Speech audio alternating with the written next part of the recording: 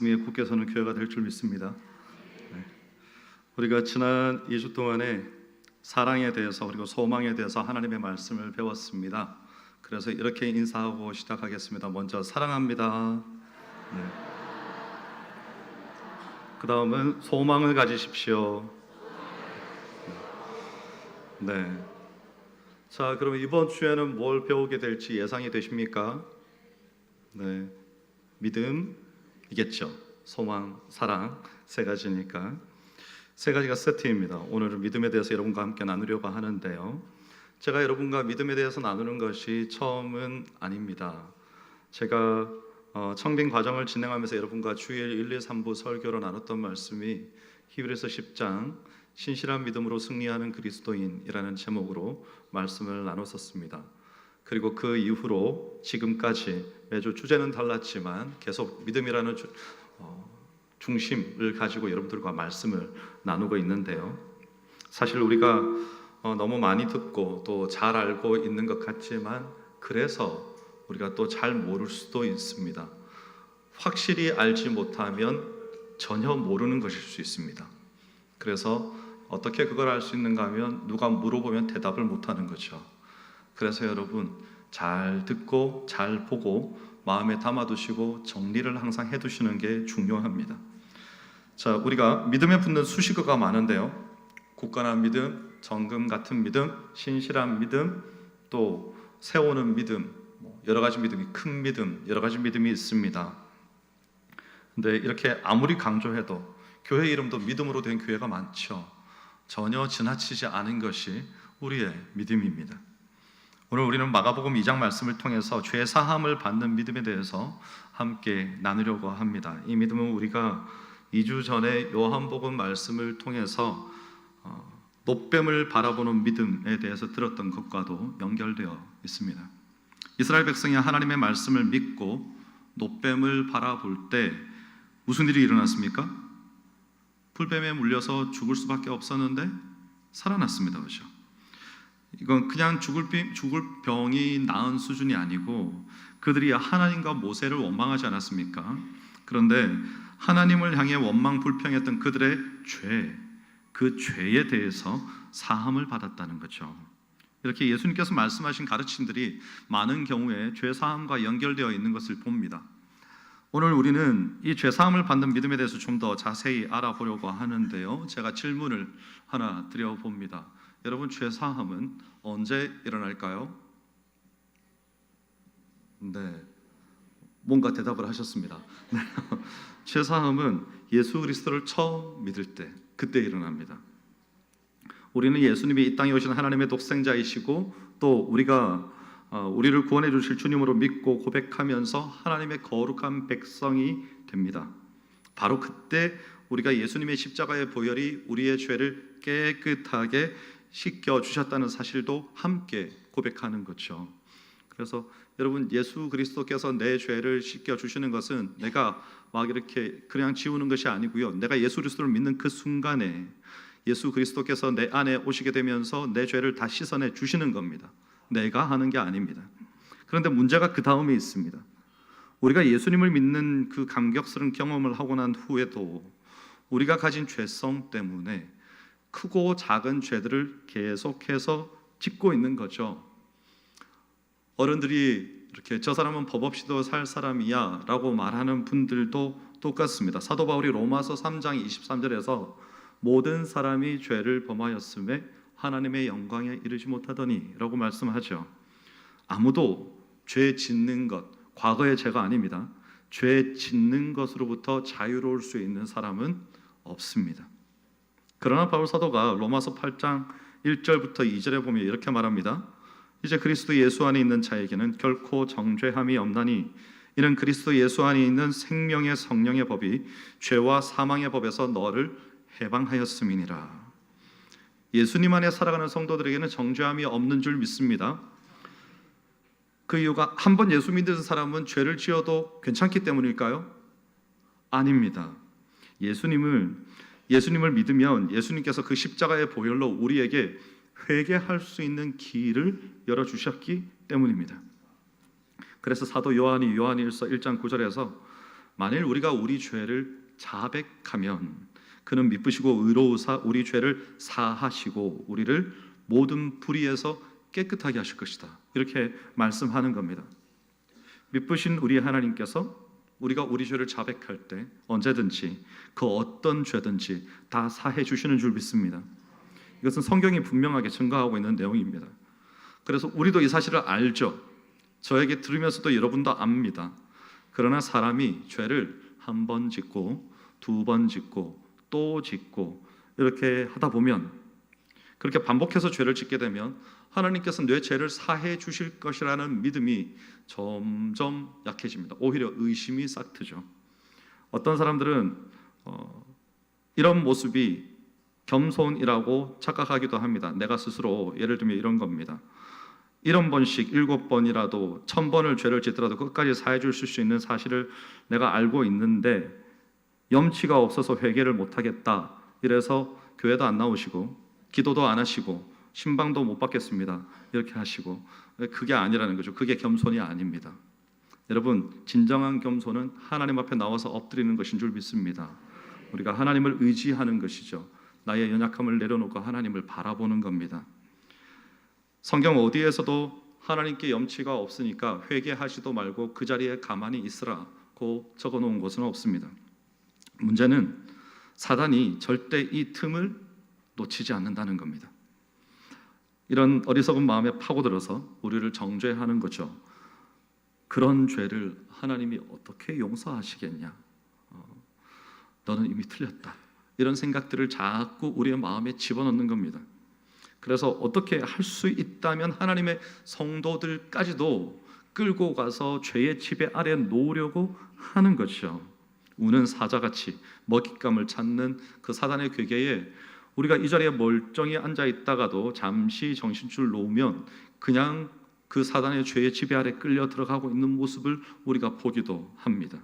그래서 이런 일이 나와 내 주변 사람들에게 일어나지 않기 위해서 우리가 죄 사함을 받는 믿음, 그것이 무엇인지 확실하게 알아야 되는 거죠. 오늘 우리가 마가복음 2장에 기록된 이 한 사건을 통해서 죄 사함의 믿음에 대해서 좀 더 분명하게 이해할 수 있기를 바랍니다. 우리가 함께 읽은 이 내용은 아마도 교회 생활을 오래 해오셨거나 혹은 주일학교 때부터 우리 교회에서 배우셨다면 여러분이 너무나도 많이 들어본 이야기입니다. 중풍병자들을 메고 온 4명의 친구들, 그 사람들의 이야기입니다. 마가복음 2장의 상황은 이렇습니다. 예수님께서 전도 여행을 마치시고 가버나움으로 돌아오셨습니다. 그래서 집으로 들어가셨는데 여전히 쉬지 못하시고 인산인해로 몰려든 사람들에게 하나님 나라의 도를 계속해서 가르치신 거죠. 그 자리에 중풍병자 일행이 왔습니다. 이 사람들이 중풍병자 한 사람과 그를 예수님께 데려와서 치료를 받아보겠다고 굳게 결심한 사람들이 온 거죠. 3절에 보면 중풍병자와 그를 메고 온 4사람 외에 더 많은 일행이 있었습니다. 아마도 중풍병자가 그 집안에서 아주 중요한 사람이 아니었나 생각해 봅니다. 외아들이었을 수도 있고요. 주님께서 그에게 작은 자라고 부르셨거든요. 그들이 예수님이 병을 고치신다는 말을 듣고 예수님께 찾아왔습니다. 그런데 와보니까 사람이 너무 많아서 예수님께 접근할 수가 없는 거죠. 그래서 그들 중에 한 사람이 말합니다. 예수님께 가는 길이 사람이 너무 많아서 도저히 파고들 수가 없으니까 올라가서 지붕을 뚫자. 어떻게 그런 기상천외한 생각을 했는지는 모르겠지만 어쨌든 그렇게 생각하고 실행에 옮깁니다. 이 말을 한 사람은 어쩌면 아주 성격이 급한 사람이었을 수도 있겠고 스스로가 아주 똑똑하다고 생각했을 수도 있겠습니다. 중풍병자를 메고 오느라 너무 힘들어서 생각해낸 방법일 수도 있습니다. 어쨌든 그들은 남의 집 지붕을 뜯어버렸습니다. 그리고 됐다, 이제 내려보내자, 이런 겁니다. 자, 여러분, 집 안의 상황은 어땠을까요? 예수님께서 하나님 나라의 도를 백성들에게 가르치고 계시는데 하나님 나라 백성은 이렇게 살아야 된다 하고 있는데 갑자기 후두둑 하면서 천장이 무너져 내리고 흙먼지가 떨어지고 그리고 침대가 하나 이렇게 내려오는 겁니다. 바닥으로. 여러분 같으면 여러분 집의 지붕이 그렇게 무너진다면 어떠시겠습니까? 여러분, 오늘 이 자리에 만약에 예배당에 우리가 나중에 이 자리가 꽉 차지 않겠습니까? 그죠? 사람들이 비집고 들어올 틈이 없을 정도로 바닥까지 사람들이 다 앉고 그러면 도저히 이 앞에 들어올 수가 없으니까 누가 와서 예배 드리고자, 누가 와서 기도받고자 이 천장을 뜯어낸다면 여러분은 어떻겠습니까? 그런 상황을 지금 예수님과 이 무리들이 만난 거죠. 그때 예수님의 반응이 우리의 예상을, 우리의 예측을 벗어나는 겁니다. 예수님은 이런 황당한 상황에서 이 들것에 실려 있는 중풍병자에게 뭐라고 말씀하시는가 하면 작은 자야 내 죄 사함을 받았느니라 이렇게 말씀을 하십니다. 지금 지붕이 뚫리고 사람이 내려온 것도 황당한데 예수님께서 말씀하시는 게 더 제자들을 당황스럽게 만드는 거죠. 여러분, 예수님은 지붕 뚫은 자들을 책망하지 않으셨습니다. 우리 같으면 지금 뭐 하는 짓이냐고 소리를 지를 수도 있는데 예수님은 상황을 설명해 보라 하지도 않으셨습니다. 예수님 눈앞에 내려온 중풍병자와 그를 내려보낸 사람들의 뭘 보셨다고 했냐면요, 믿음을 보셨습니다. 그리고 그 믿음을 보시고 중풍병자에게 죄사함을 받았다고 말씀하신 거죠. 그런데 예수님의 이 말씀은 우리가 다시 생각해 보아도 이 상황과 잘 맞지 않는 말씀인 것 같아요. 왜냐하면 중풍병자 일행은요, 죄사함을 받기 위해 이 자리에 나온 게 아닙니다. 병고침을 받기 위해서 왔죠. 예수님도 그 병세를 알아보셨습니다. 그리고 그들에게 말씀하시기를 병고침이 아닌 죄사함을 선포하신 거예요. 그래서 이 말씀을 들은 어떤 서기관들이 저가 누구인데 하나님만 하실 수 있는 죄사함을 하는가, 신성모독이다 이렇게 말하기도 했습니다. 분명히 성경에는 서기관들이 생각만 했을 뿐 말하지 않았다고 했는데 예수님께서는 그 속을 아시고 말씀하신 거죠. 중풍병자에게 내 죄 사함을 받았느니라 하는 말과 내 상을 가지고 걸어가라 하는 말 중에 어느 것이 쉽겠느냐, 이렇게 선문답 같은 대답을 하신 후에 그러나 인자가 땅에서 죄를 사하는 권세가 있는 줄을 너희에게 알게 하려 하노라, 일부러 그렇게 하셨다는 거죠. 그리고는 내가 내게 이르노니 일어나 내 상을 가지고 집으로 가라 이렇게 말씀하신 겁니다. 이 상황이 중풍병자가 예수님 앞에 도착했고 예수님께서 그 중풍병자를 고치시는 사이에 죄사함을 받게 하는 이 사건이 쑥 들어온 것 같은 그림을 보여주는 거죠. 그래서 이 죄사함이라는 예수님의 선포가 더 두드러져 보이는 겁니다. 근데 본문은 중풍병자가 왜 병에 걸렸는지 설명하지 않습니다. 많은 학자들은 예수님께서 내 죄 사함을 받았다고 말씀하시는 걸 보고 예수님께서 죄 사함을 받았다고 말씀하신 걸 보니 이 사람은, 이 중풍병자는 자기 죄 때문에 병에 걸린 것이구나 라고 해석을 그동안에 많이들 해왔습니다. 그런데 여러분, 만약에 죄로 인해서 중풍병자가 병을 얻었다면, 그 죄사함으로 중풍병자가 나을 수 있다면 중풍병자를 데려온 4명은요 이 사람을 예수님께 데려오면 안 됩니다. 어디로 가야 되는가 하면 성전으로 가야 되는 겁니다.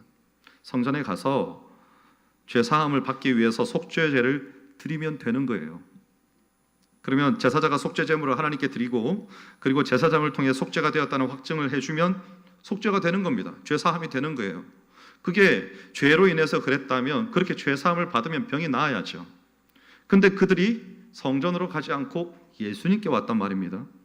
예수님께 데리고 왔다는 건 이 사람들이 이 중풍병자의 병이 자신의 죄로 인한 것이 아니라고 알고 있었고 믿었다는 말이 됩니다. 그러니까 예수님께 왔죠. 그런데 거기다가 예수님께서 뭐라고 그러셨는가 하면 죄사함을 받았다고 말씀하신 거예요. 헷갈리죠. 그러면 이게 도대체 무슨 말씀인가? 그래서 이 예수님의 죄사함에는요 아주 특별하고 깊은 의미가 있습니다. 예수님께서 말씀하신 죄사함이 뭘까요? 우리가 마가복음 1장에서 힌트를 얻을 수 있습니다. 마가복음 1장 4절 5절 말씀을 함께 읽어보겠습니다. 세례 요한이 광야에 이르러 죄사함을 받게 하는 회개의 세례를 전파하니 온 유대 지방과 예루살렘 사람이 다 나아가 자기 죄를 자복하고 요단강에서 그에게 세례를 받더라. 아멘. 마가는요 세례 요한이 죄사함을 받게 하는 회개의 세례를 전파했다고 기록합니다. 우리가 죄사함이 무엇인지 이해하기 위해서 세례 요한의 이 사역인 죄사함을 받기 위한 회개의 세례를 한번 짚고 넘어갈 필요가 있습니다. 성경에서 죄사함을 얘기할 때는 두 가지입니다. 첫 번째, 개인의 죄를 사할 때, 두 번째, 민족이나 공동체의 죄를 사할 때 두 가지의 죄 사함이 있습니다. 마가복음 1장 2절 3절에서 마가가 세례 요한의 사역을 설명하면서 이사야서 말씀을 인용하죠. 마가복음에 인용된 구절은 이사야서 40장 3절인데요. 이 구절의 앞뒤 맥락을 통해서 좀 더 자세히 봅니다. 1절부터 5절까지를 우리가 천천히 의미를 생각하면서 한번 읽어보겠습니다. 너희의 하나님이 이르시되 너희는 위로하라, 내 백성을 위로하라. 너희는 예루살렘의 마음에 닿도록 말하며 그것에게 외치라. 그 노역의 때가 끝났고 그 죄악이 사함을 받았느니라. 그의 모든 죄로 말미암아 여호와의 손에서 벌을 배나 받았느니라 할지니라 하시니라. 외치는 자의 소리여 이르되 너희는 광야에서 여호와의 길을 예비하라. 사막에서 우리 하나님의 대로를 평탄하게 하라. 골짜기마다 도두어지며 산마다 언덕마다 낮아지며 고르지 아니한 곳이 평탄하게 되며 험한 곳이 평지가 될 것이요 모든 육체가 그것을 함께 보리라. 이는 여호와의 입이 말씀하셨느니라. 아멘. 이 본문이 선지자 이사야가 이스라엘 백성들을 바벨론의 포로 생활로부터 이제 유대 땅으로 돌아가게 하실 것이라는 하나님의 뜻을 선포하는 장면입니다. 이 말씀에서 죄악의 사함을 받았다는 것은 우리가 보면 볼수록 이스라엘 백성들 개개인의 악행이 용서받았다 이런 의미는 아닌 것 같아요. 그보다 이스라엘 백성 전체가 민족적으로 하나님께 불순종했던 죄가 이제 사함을 받았고 죄의 결과로 끌려갔던 바벨론의 포로 생활도 끝났고 그래서 이제는 바벨론을 떠나서 하나님의 통치 아래로 들어가게 될 것이다 이런 선포인 거죠. 예수님께서 말씀하시는 죄사함은 죄의 지배 아래 있던 자들을 다시 하나님의 통치 아래 살게 하는 복음으로서의 죄사함인 겁니다. 즉 이스라엘에 대한 하나님의 언약이 예수 그리스도를 통해 성취되었다는 겁니다. 예수님께서 모두가 간절히 낫기를 바라는 이 중풍병자에게 허다한 군중 앞에서 내 죄 사함을 받았다고 하셨을 때 예수님께서 의도하시는 것은 뭔가 하면 이제 너는 하나님의 통치를 받는 백성이 되었다 이런 의미라는 겁니다. 근데 여기에서 우리가 주목해야 될 것이 있는데 예수님이 중풍병자를 데리고 온 사람들의 행동을 믿음이라고 부르셨죠. 그들의 믿음을 보시고 중풍병자에게 죄사함을 선포하셨는데요. 이 죄사함의 선포가 중풍병자가 죄의 지배 아래에서 벗어나서 하나님의 통치 아래에 들어갔다는 선언이다. 이걸 좀 전에 제가 설명했습니다. 그 다음으로 예수님께서 중풍병자를 이제 내 상을 들고 집으로 가라고 말씀하셨다는 말이에요. 자, 이 과정에 여러분 순서가 있습니다. 먼저 사람이 믿음을 가지고 예수님께 갑니다. 예수님이 죄사함을 주십니다.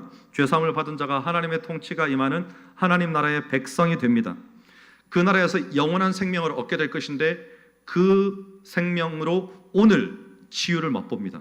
왜냐하면 오늘 여기는 천국이 아니거든요. 이 네 가지 단계가 있는 겁니다. 그러므로 죄사함의 믿음이라는 것은 믿음으로 예수님께 나아가면 죄사함을 받고 하나님의 통치 아래 들어가게 되는 것을 믿는 믿음. 다시 한번 말씀드립니다. 믿음으로 예수님께 나아가면 죄사함을 받고 하나님의 통치 아래 들어가게 된다. 이것을 믿는 믿음이 죄사함의 믿음입니다. 하나님의 통치 아래에 있을 때에만 치유를 맛보게 되는 거죠.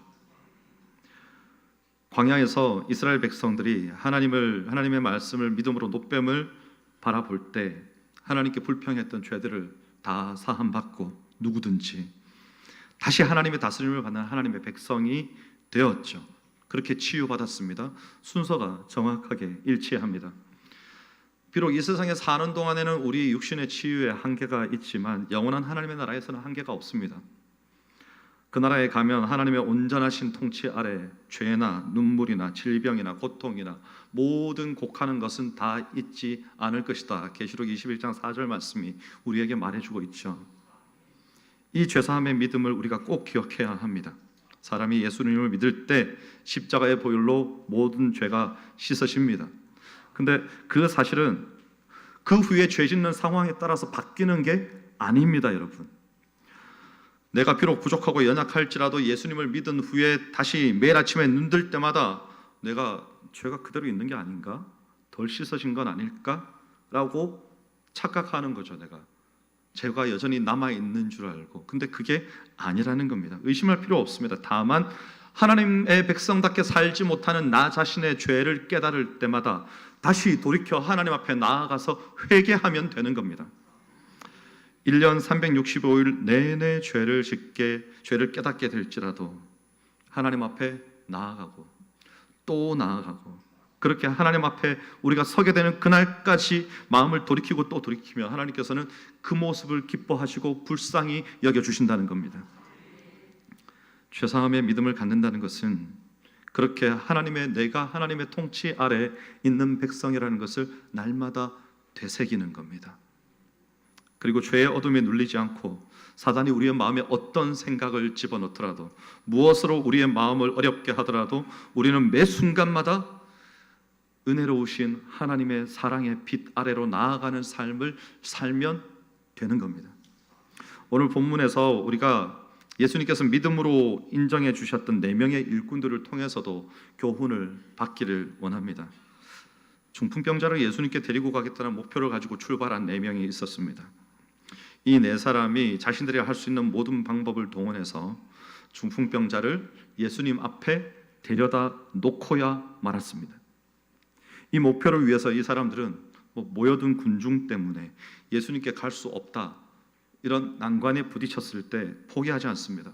오히려 지붕에 올라가서 지붕을 뜯어내는 행동까지도 불사한 거죠. 그들의 마음에 무슨 수를 써서라도 이 병자를 예수님 앞에 보내야 된다는 이 결심, 열망, 이 행동이 결국 중풍병자가 예수님 앞에 가 있게 만드는 거예요. 여러분, 무슨 대가를 치르더라도 예수님께 이 사람을 보내야 산다. 이게 이 중풍병자를 데리고 온 친구들의 마음뿐만이 아닙니다. 오늘 우리의 마음이어야 되는 거죠. 그들의 믿음을 예수님께서 보시고 하나님의 통치 아래로 들어와 살게 하셨습니다. 그래서 여러분, 사람이 죄사함의 믿음으로 산다는 것은 죄된 자리에서 떠나서 하나님의 통치로 나아가는 길에 어떤 장애가 있더라도 기어이 그 자리로 나아가는 것, 그리고 그 일이 필요한 사람들을 기어이 그 자리에 데려다 놓는 것, 그것입니다. 예수님께서는 이 믿음을 보시고 너는 죄 사함을 받았다고 말씀하신 거죠. 예수님께서 그 마음을 보신 겁니다. 죄의 지배에서 노임을 받고 네 마음의 아픈 상처들과 모든 죄의 어두움들에서 다 벗어나서 이제는 하나님께서 다스리시는 하나님 나라 백성이 되어라, 이렇게 우리에게 말씀해 주셨다는 겁니다. 우리가 바로 이런 죄사함을 받는 믿음을 가지고 날마다 주님께 가까이, 또 더 가까이 나아가야 되는 거죠. 그렇게 살아야 되는 거죠. 이렇게 하나님의 통치 아래로 들어가면 하나님의 통치가 임할 때 사람들이 천국을 경험합니다. 이 땅이 천국이 아니죠. 근데 이 땅에 이미 천국이 임했습니다. 하지만 아직 완성되지 않았습니다. 우리 주님 다시 오실 때 완성될 겁니다. 하지만 우리가 맛볼 수 있죠.